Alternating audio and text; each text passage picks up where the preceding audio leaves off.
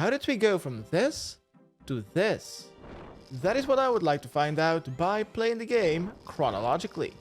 To start our journey, we'll have to go all the way back to the release day of Runescape on the 4th of January 2001.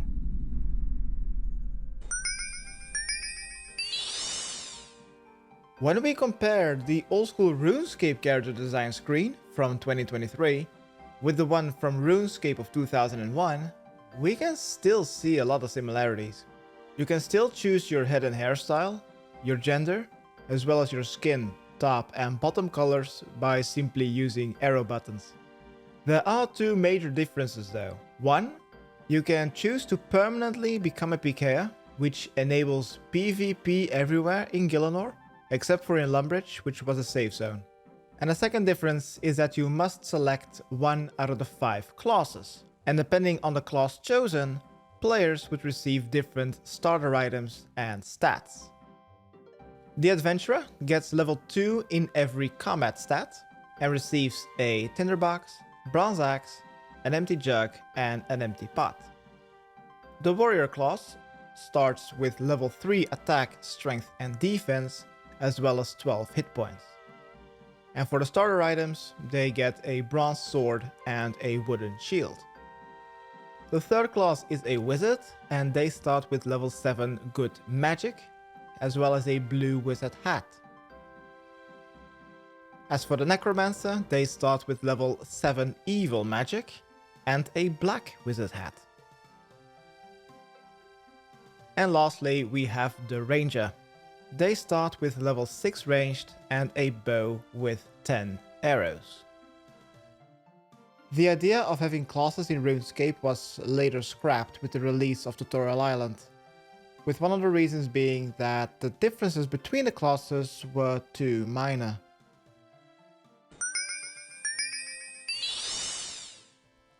Hi, and welcome to Lumbridge, the starter area where the game drops you off after you've created your account. And even 22 years later in old school RuneScape, this has remained the same. Except for in RuneScape 3, where they've changed the starting area to Birthope. But where can we go from here? Let's take a quick gander at the world map of RuneScape when it was first released. And as you can see, it is basically just the kingdom of Miscellanea. One thing that I would like to point out is that on release, the Draenor Manor exists, but Draenor Village has yet to be released. So Draenor Village gets its name from the manor, and I always thought it was the other way around. The more you know. On the release of RuneScape, you had to choose a class, which you cannot do anymore. Comparing to what we start with in old school RuneScape, the closest class would be the Adventurer. So let's start dropping everything that the Adventurer did not start with. The small fishing nets, as well as the shrimps, are grayed out because those items have not been released yet. And this also goes with the skills. Fishing is currently grayed out, as well as every member's skill, because they have not been released yet. And the only thing I can do with items that have not been released yet is, if I try to use it, I will get an error message. So I can pick up items that have not been released yet, but I cannot eat shrimps, because that's impossible. And also I cannot use shrimps because that's also giving me an error message. I can't do anything except for dropping those not yet released items. And it is all done because of the Chrono plugin. And this plugin should be available in the plugin hub by the time this video is released. Currently everything is released up until the end of 2004. 2005 and later will be added sometime later. So if I were to change this to, like, let's say June, and then I can pick up the shrimps and the small fishing net, because if I quickly close and reopen the Chrono plugin, there you can see that the fishing skill has been released in this month. So now I can use the use option as well as the eat option. But I am not yet in June 2001, so let's go back to January to make these two useless again. So I need to close the plugin and reopen it to see the standard text again. The maker of this plugin, the very talented Idol, did a fantastic job with it. Be sure to check out his YouTube channel. The release of RuneScape came with 15 skills to try out, 6 quests to do, weapons and armor to equip up until adamant, and the highest level NPC is a level 46 Black Knight. So of course, let's start off with all the quests. Looking at the current world map, basically only Lumbridge and Varrock have been released, and to help introduce these two areas, we have 3 quests each. Cook's Assistant, Sheepshearer and Restless Ghost in the Lumbridge area, as well as Demon Slayer, Romeo and Juliet, and Shield of Arrav for the Varrock area. Cook's Assistant is still the same iconic quest, to fetch some milk, flour and eggs. The only noticeable difference is that cows on release were not attackable, meaning that every cow was a dairy cow.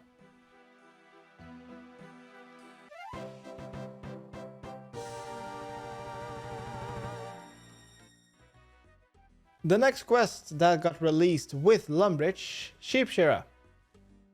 Back in RuneScape Classic, you could shear the same sheep over and over again, which made shearing sheep one of the only things that was easier to do in RuneScape Classic than in RuneScape 2. Next, did you also find it quite odd that there was a spinning wheel in a bedroom in the Duke's castle? Well, originally, the spinning wheel was put on the top floor of the southern tower of the castle, and that is where you had to spin your wool, before the castle got renovated and got a complete new floor.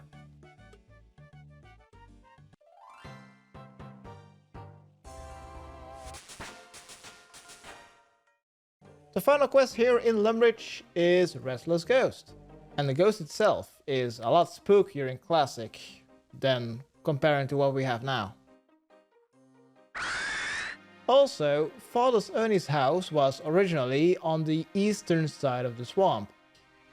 So you would think you can get the Ghostpeak amulet quicker, but no! There was no opening in the fence between the graveyard of Lumbridge and the Lumbridge swamp. So you had to traverse westwards to Draenor through the woods, then make a U-turn, and then traverse through the swamp to reach Father's Ernie's house and get this Ghostpeak amulet. And then you had to walk all the way back to talk to the ghost again. This was a really smart way to make the player think that the game world is much bigger than it actually is.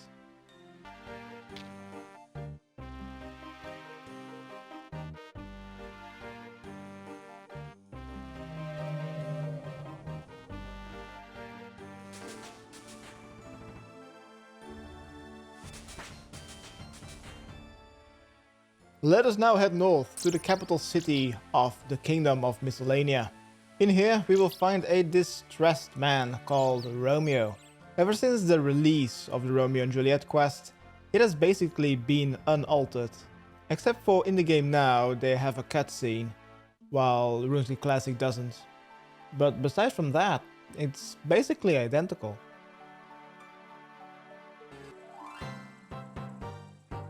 Now I do think I'm a little bit too weak to take on the quest bosses of both Shield of Arrav and Demon Slayer.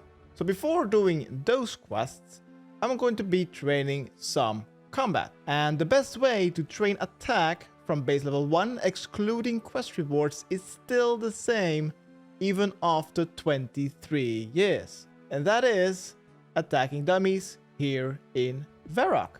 And by doing so, you gain 5 XP each time you hit the dummy. And that's level 8. The highest level that you can get from attacking dummies. Changing your attack style to defense or strength will not work. You will only be able to gain attack XP here if you are below level 8. With that out of the way, let's train some combat on some mobs. But which one? Looking at the monsters where you spawn in as a level 4 adventurer, there are teleporting imps of level 5, goblins of level 7, and men of level 9. So level 3 chickens it is. This is going to be my main weapon for now, until I can afford something better. But before my chicken massacre, I will first want to chop down some trees, because I want to train some cooking at the same time. Fishing does not exist yet, so the only way to train cooking is by killing chickens and cooking their meat. Also, cooking beef does not exist because cows are not attackable back then. A little fun fact. Did you know that woodcutting experience in 2001 is scaled with your level? This is a formula for each cut regular log. So at level 1 that is 26.75 XP instead of 25 in the main game. At level 8 woodcutting that would already scale to 39 XP for each log, which is already 1.5 XP more than oak would give at level 15 in the main game. At level 30, that would be 77.5 XP, which is 10 more XP than willows at level 30 in the main game, but it is 12.5 XP less fire making experience than willow logs in the main game. Fire making uses the exact same XP formula, meaning that your woodcutting and your fire making XP would always stay the same. With the release of other trees in 2002, the woodcutting XP will be changed, but the fire making XP formula will remain the same until you can start to light other logs than regular in 2004. So if you think that fire making is useless now in 2024, back in RuneScape Classic between 2001 and 2004, the only logs that you can light were regular logs, and the only purpose that lighting logs would have is so that you can train cooking remotely. Also, the plugin says that burnt and cooked chicken do not exist. And that is true. In RuneScape Classic, chickens drop bones and raw meat. Now you might be wondering why I am chopping logs to make my own fires when there is a cooking pot in Grotz's house. In RuneScape Classic, this house was pretty empty and there was no cooking pot. So let's get started with that combat training.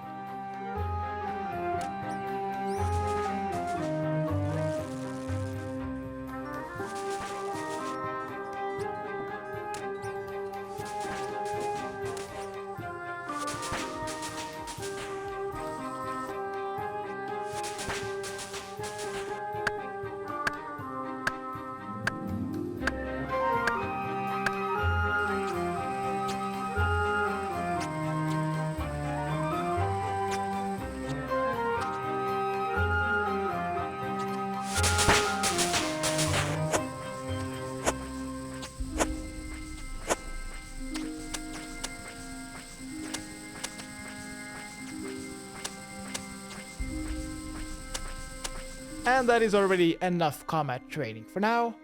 Next, I would like to buy a weapon upgrade, but therefore I will need to make money. And I will be needing a lot of money if I want to afford best in slot of January 2001. I think that the best way to make money playing solo is by mining ore, smelting them into bars and making the bars into weapons and then selling those weapons to the stores. Before I was able to make some money by mining and smithing, I really needed the HP levels, since in the map of RuneScape 2 since 2004, the Dark Wizards are actually a threat when you want to go from the Varrock southern exit to the Varrock southeastern mine. There isn't an eastern exit, so you must go via the southern one, and the Dark Wizards in RuneScape 2 are quite dangerous. In RuneScape Classic, I didn't get hit by the Dark Wizards once. So that is one more thing that was easier to do in RuneScape Classic than it is in RuneScape 2.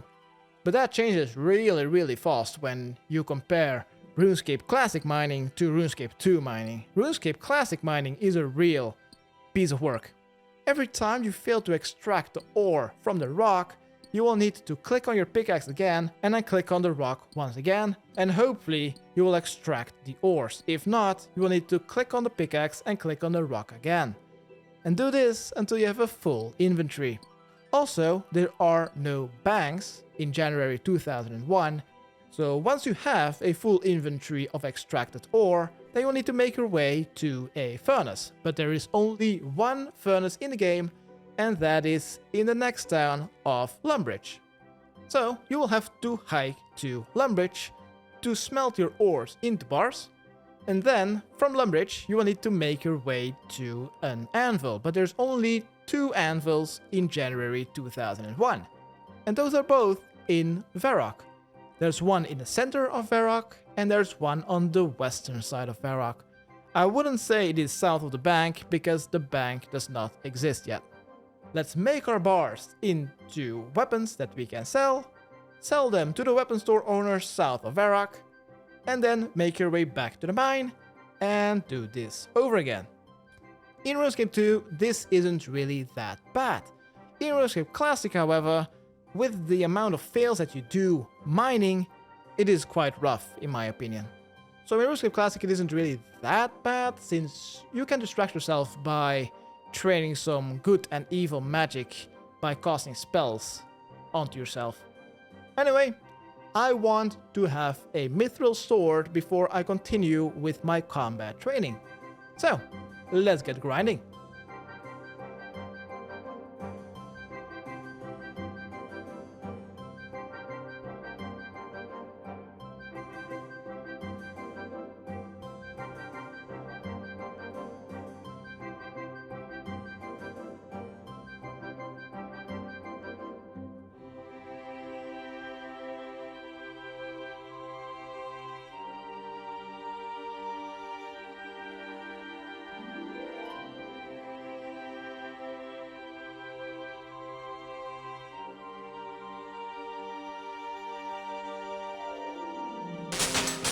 And that is level 29 smithing, which is also my final batch of swords, iron swords, that I'm gonna be selling to this shop for a grand total of 11,000 GP.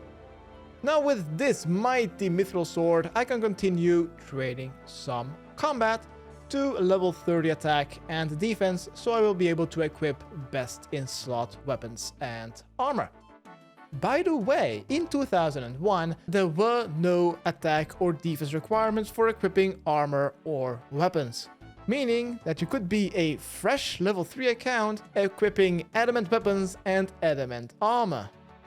Well, making money in 2001 was pretty slow, so here's me buying and equipping a mithril sword at level 9 attack. With this new weapon, let's continue the Chicken Massacre for level 30's attack and defense. You've already seen that, so I'm just gonna skip ahead. After some combat training and acquiring myself another weapon upgrade, I think it's time to continue our first initial goal when we started January 2001. And that was to complete all the 6 starter quests. There are still 2 remaining. Let's start with the first one, Shield of Arrav. This quest also has remained unchanged since its release in 2001, which, in my opinion, I find very weird. So on the very first day of the release of RuneScape, you already needed to have a friend to be able to complete this quest. Definitely, when logging into multiple accounts at once was against the rules for the longest time. This rule has been in place since 2001 all the way up to the end of 2014 with the release of Ironman mode, or around that time. Well, it's a good thing that that rule has been removed, so I can do this quest without any problems. It was a simple quest to introduce the city of Varrock with a reward of 600 GP. And that 600 GP was definitely not something to scoff at. That's like 4 inventories of sword making.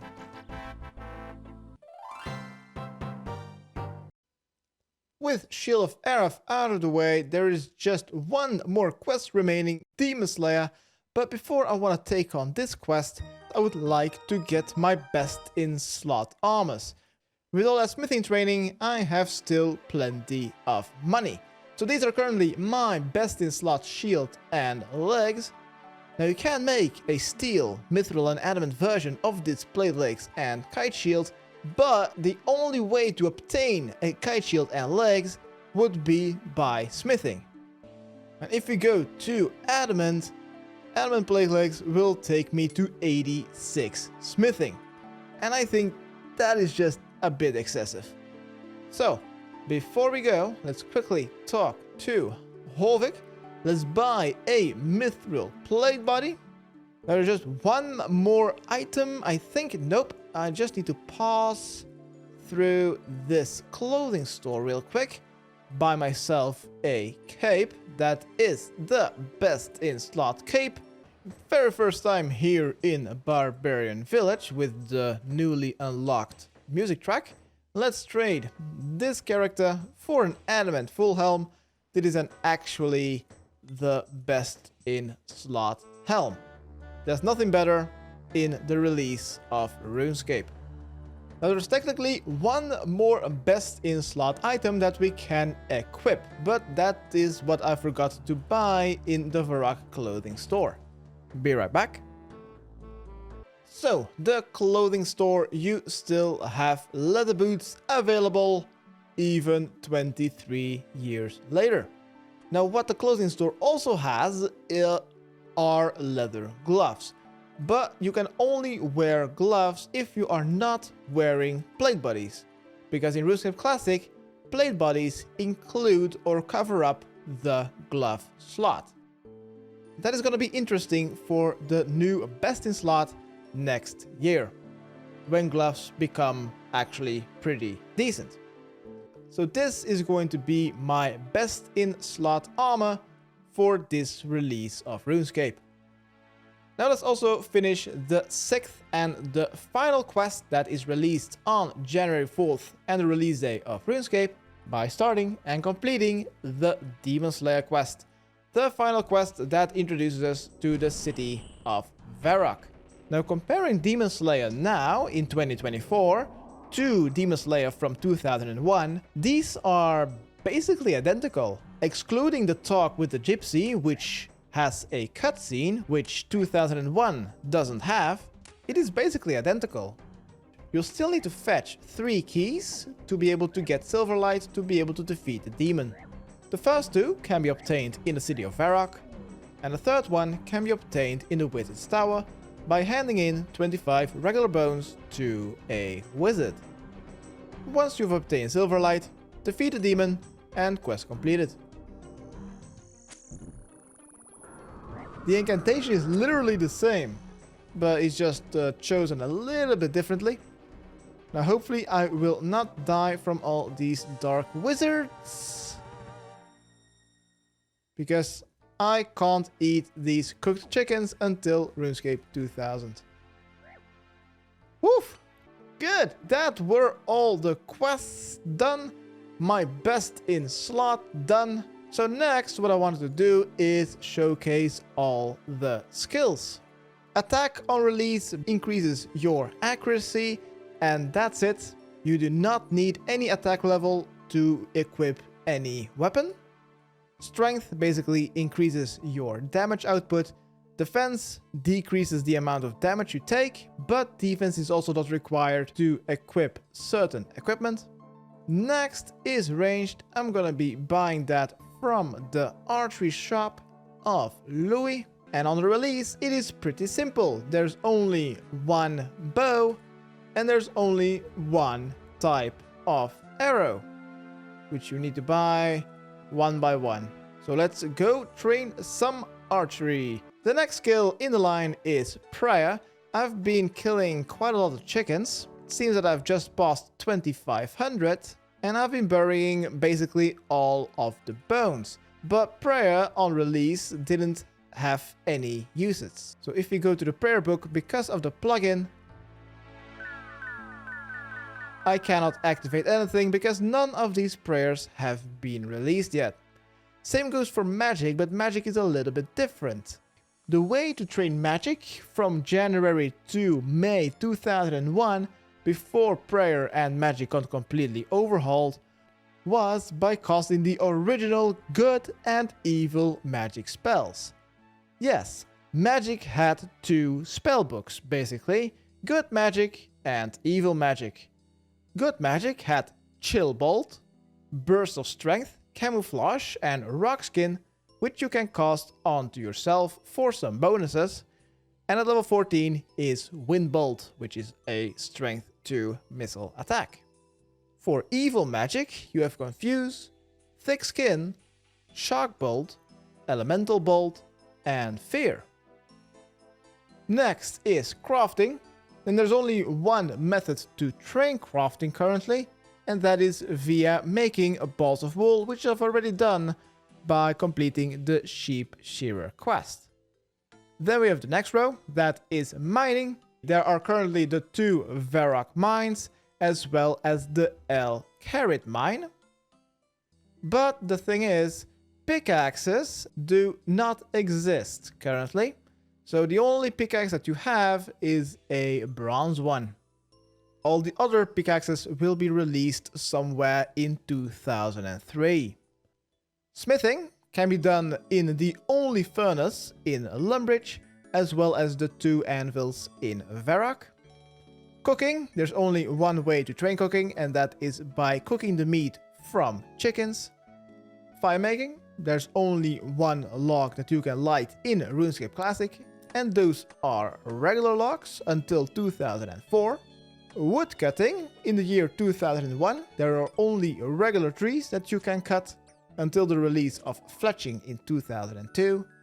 And that are all the skills. Now there's only one more thing remaining, and that is to defeat the strongest monster. Lesser demons in the Wizard's Tower do not exist.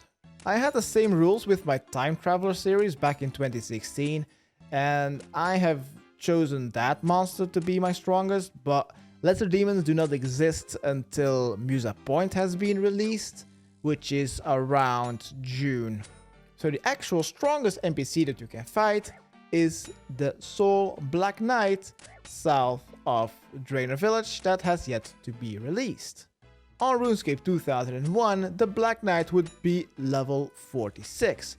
So I think here in old school RuneScape, Black Knight of 33 will be a little bit easier to defeat. Hopefully.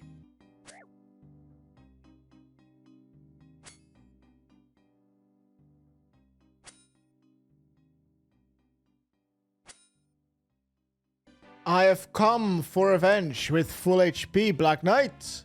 That is it. There is nothing else to do on the 4th of January 2001, except for some more mining and smithing to try to upgrade my gear.